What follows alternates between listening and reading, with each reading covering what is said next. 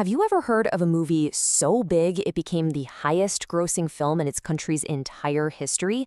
Well, that's exactly what happened with The Battle at Lake Changjin. This isn't just another war movie. It's a full-blown cultural phenomenon. So today, we're going to break it down and see what makes this film tick.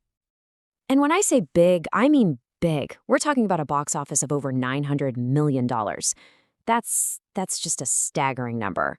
A success like that tells you this movie hit a nerve and resonated with millions of people in a really powerful way. And this one line, right here, it gets right to the heart of it. This isn't just a story about winning a war. It's about the raw human need to just live, to make it through another day. And that feeling is in every single scene. So how do you even create a country's biggest film of all time?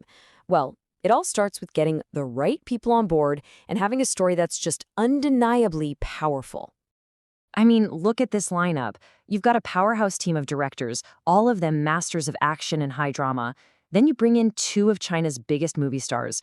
This thing wasn't just made to be a movie. It was engineered to be a massive, can't-miss event from day one. All right, let's dive into the story itself, because that's where the real magic is.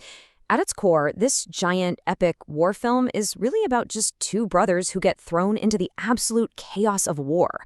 Their journey is what holds this whole thing together. So the story kicks off with a broken promise, really.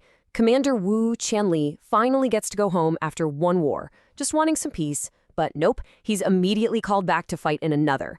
And this time, his fiery younger brother, Wu Wanli, secretly follows him, kind of chasing this romantic idea of being a hero. And you've got this incredible dynamic, right? On one side, you have the seasoned veteran who knows exactly how horrific war is, and on the other, you've got the rookie who only sees the glory. That clash is the real heart of the movie, and the relationship gets put to the test immediately. Now, let's talk about the battlefield, because this film drops you into one of the most brutal, unforgiving environments you can possibly imagine. The enemy here isn't just the other army, it's the cold itself. Just try to picture this for a second.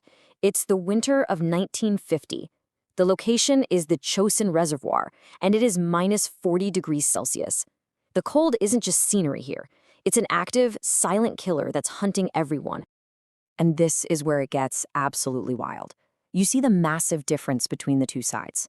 The Chinese soldiers have barely any food, no real winter gear, they're completely outgunned, and they're up against the US Marines, who are well-armed, well-fed, and expecting an easy win. It is the definition of an underdog story. And the movie just throws you into their experience with these quick, intense sequences. First, the march. Just this endless, agonizing slog through the deep snow. Then, the cold. It is relentless. You feel every frozen breath, every desperate shiver.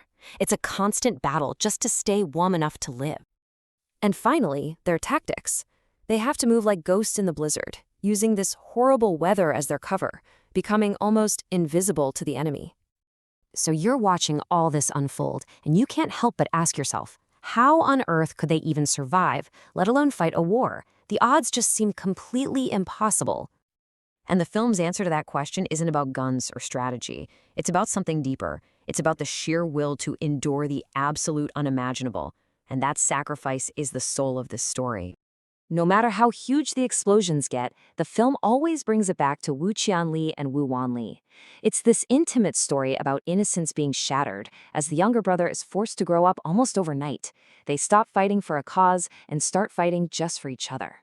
And this brings us to what is easily the most haunting image in the entire film. An entire company of soldiers, frozen completely solid at their posts, still holding their rifles, ready for a fight. They literally died waiting to protect their comrades. It's just a chilling, powerful moment. And it all builds to this brutal, desperate final battle at the Schuman Bridge. The goal is simple: blow the bridge, cut off the American escape route. But the cost is everything. It's a final, chaotic charge into a storm of bullets. Okay, so we've talked about the plot, but why? Why did this film connect so deeply with so many people that it shattered every box office record? Well, there are a few big reasons. Well, for one, it taps into these huge universal themes of family, brotherhood, and patriotism that anyone can connect with. But it's also just an incredible spectacle. The snow battles are stunning. And, it's based on a really pivotal moment in the nation's history. For many viewers, this was more than just a movie. It was a powerful statement of cultural pride. But that brings us to a really crucial last point. We have to be able to separate the movie version of events from what actually happened in history. Look, the film is an incredibly well-made, patriotic drama. That's what it was designed to be. But it's so important to remember that the real Battle of the Chosin Reservoir was an absolute nightmare of death and suffering for everybody involved. Yeah, historians are clear on this. The real battle wasn't a story of clear heroes and villains. It was a brutal, desperate struggle for survival in a frozen hellscape. Thousands of soldiers on both sides died, not just from combat, but from freezing to death. It was a tragedy on a massive scale. And that's really the big question a film like this leaves you with, isn't it? Are we watching these stories to understand the past, or are we watching them to understand something about ourselves right now? It's definitely something to think about.